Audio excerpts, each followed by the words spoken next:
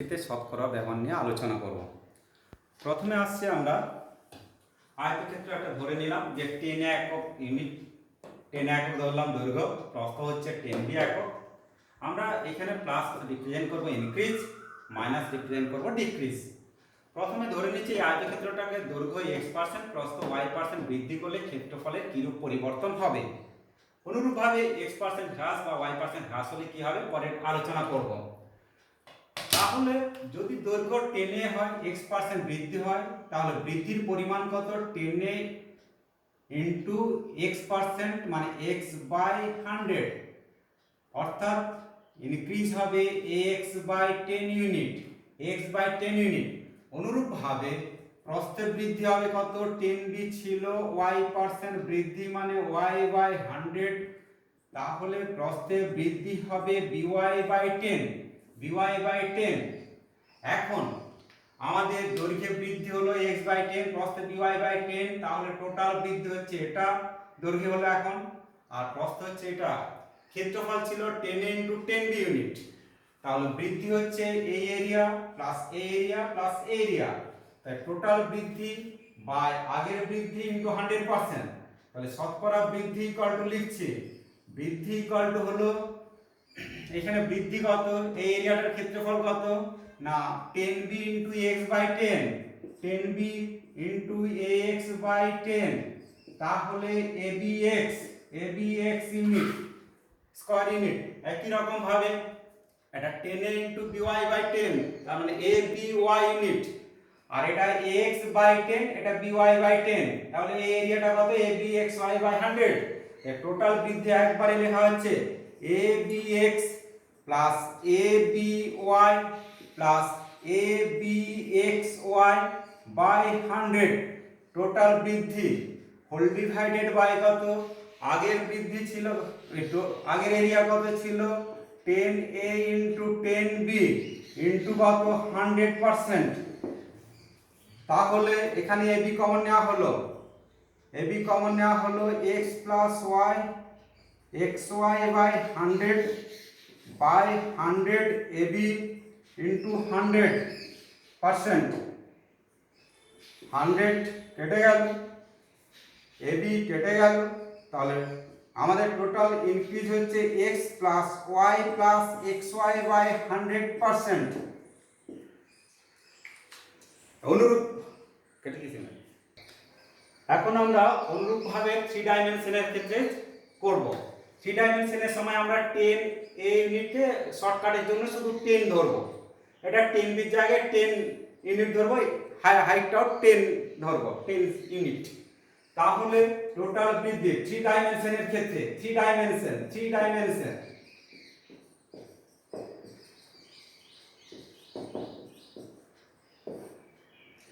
Total বৃদ্ধি তাহলে কি হবে না, এরিয়া 10 ছিল, x বাই 10 হবে 10 plus y by 10, 10 plus z by 10 minus 10 cube whole divided by 10 cube into 100%।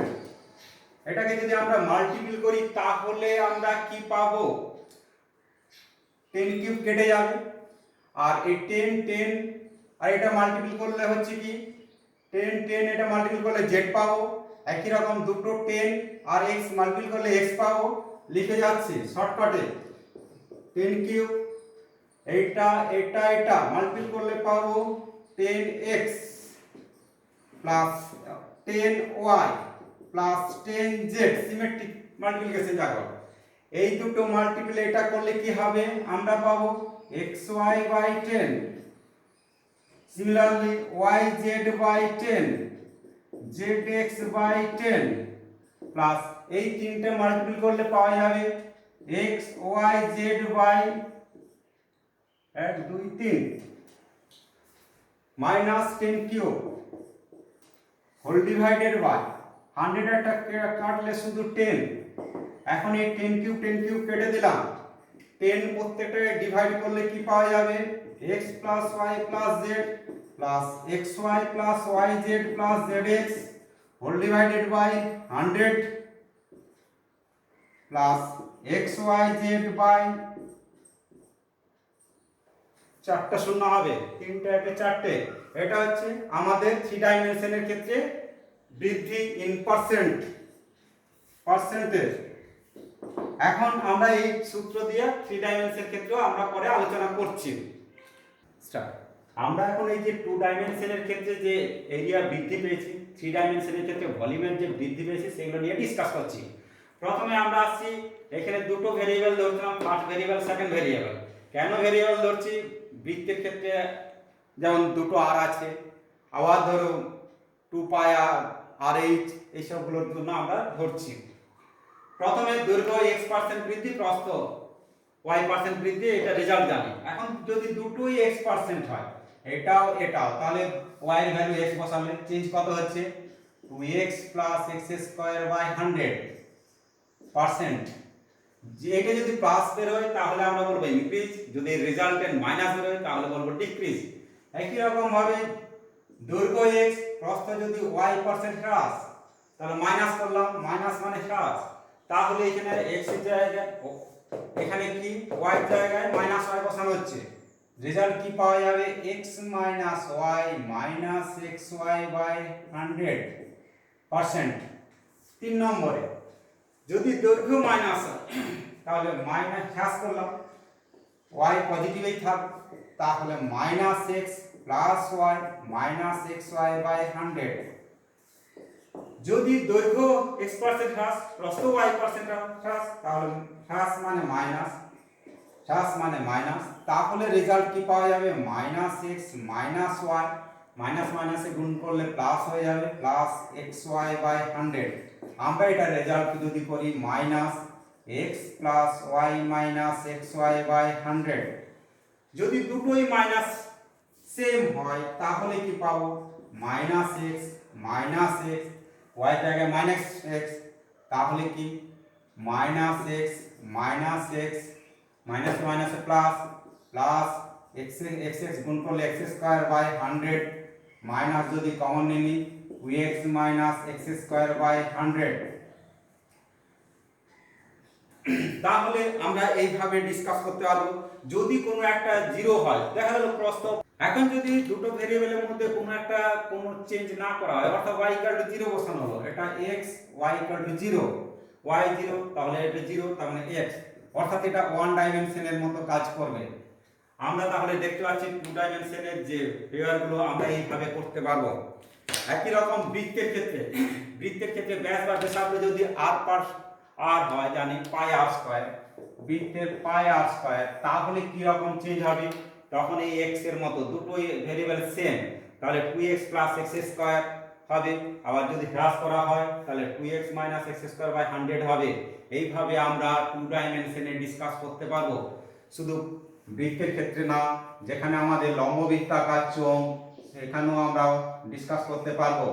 এটা পার্শ্বতলের ক্ষেত্রফল হচ্ছে 2πr/h, এটা ফার্স্ট ভেরিয়েবল, এটা সেকেন্ড ভেরিয়েবল ধরে এইরকম আমরা রেজাল্ট পাওয়া যাবে, সেম রেজাল্ট পাবো। একই রকম ভাবে এটা যদি সমগ্র তলের ক্ষেত্রফল করি তখনও আমরা সেম রেজাল্ট পাবো। এমনকি শঙ্কুর ক্ষেত্রে যে আমাদের আছে πrl, পার্শ্বতলের ক্ষেত্রফল πrl, এটা ফার্স্ট ভেরিয়েবল, এটা সেকেন্ড ভেরিয়েবল করে একই রকম আমরা রেজাল্ট বের করতে পারবো। আমরা এরকম টু ডাইমেনশনের ফিগারে বাইরে পার্শ্বতলের ক্ষেত্রফল, যেগুলো ক্ষেত্রফল মানে টু ডাইমেনশনে, সেগুলো আমরা এইভাবে করতে পারবো। এরপর আসবো আমরা থ্রি ডাইমেনশনে নিয়ে। এখন আমরা থ্রি ডাইমেনশনের যে ফর্মুলা পেয়েছি তার ব্যবহার নিয়ে আলোচনা করছি।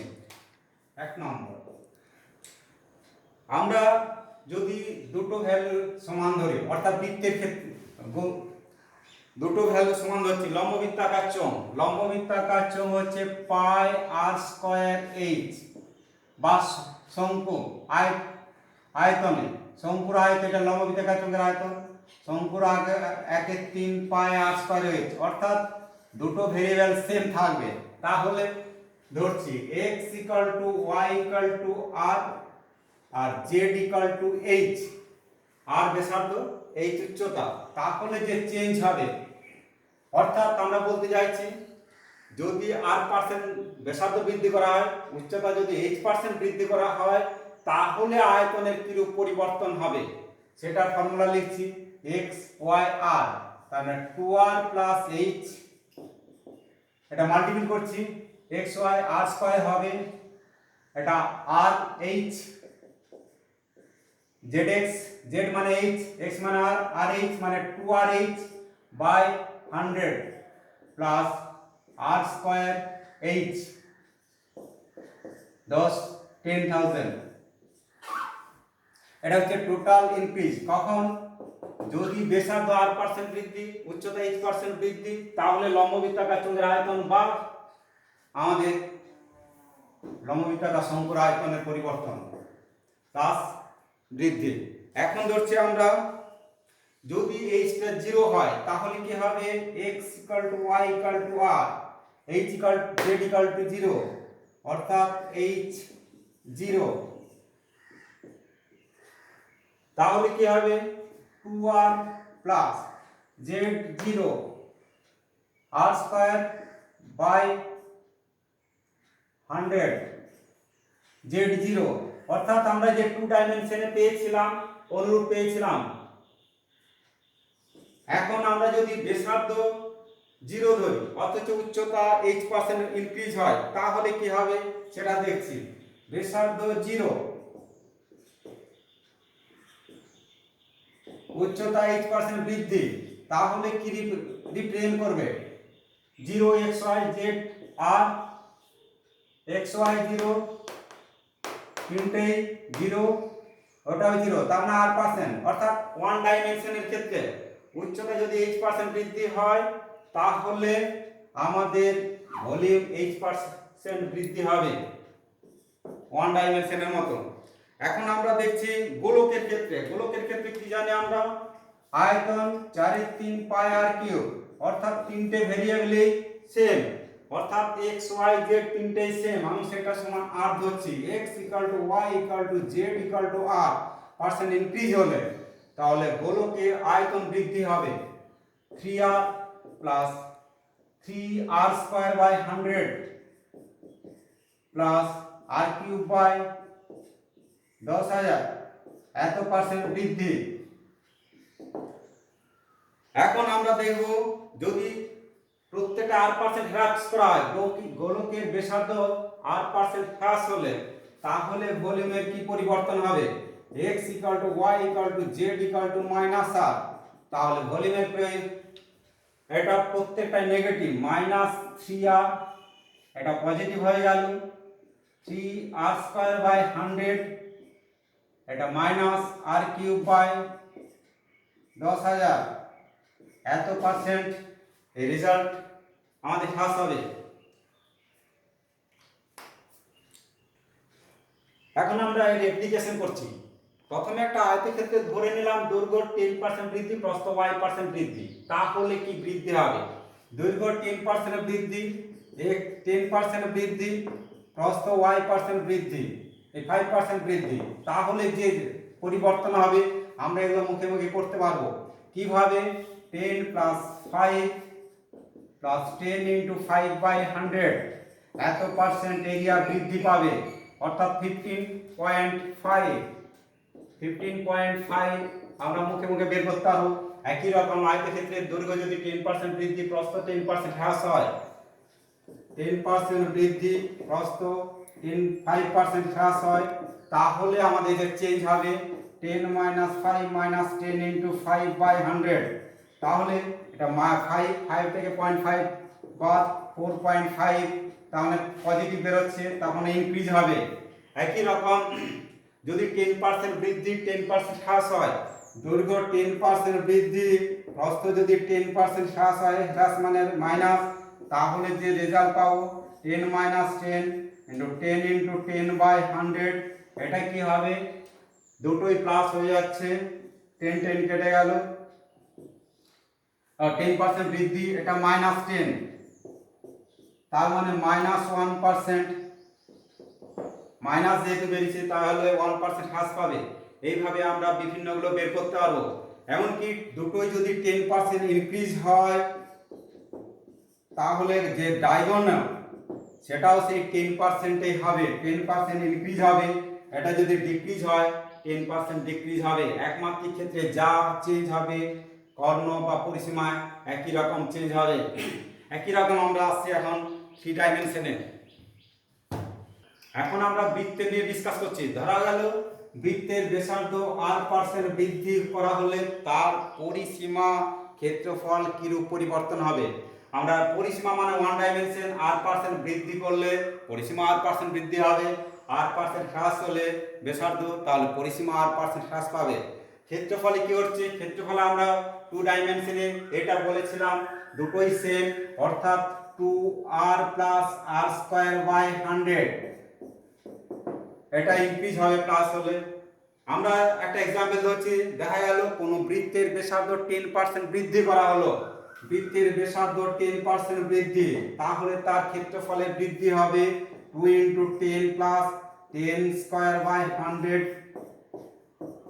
এটা কেটে 1 হলো, তার মানে 21% বৃদ্ধি হবে। একই রকম যদি ব্যাসার্ধ 10% হ্রাস হয় তাহলে কি হবে, 10% হ্রাস, আমরা এগুলো মুখে মুখে উত্তর দিতে পারবো। 10% হ্রাস এটা, তাহলে -2r + 100/100,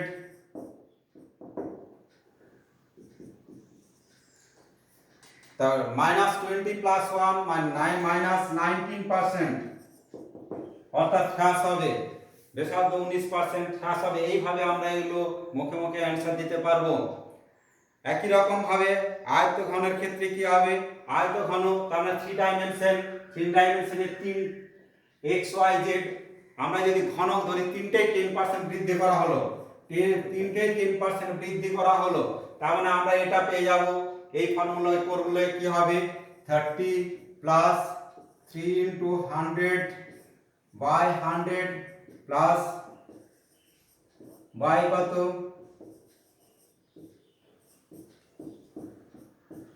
তাহলে আমরা সহজে পেয়ে যাচ্ছি 33.1%। অর্থাৎ আমরা বলতে চাইছি ঘনকের প্রতিটি বাহুর দৈর্ঘ্য যদি 10% বৃদ্ধি হয় তাহলে আয়তনের বৃদ্ধি 33.1%। একই রকম গোলকের ব্যাসার্ধ যদি 10% বৃদ্ধি করা হয় তাহলে তার ক্ষেত্রফল কি পরিবর্তন হবে বা আয়তন পরিবর্তন কি হবে।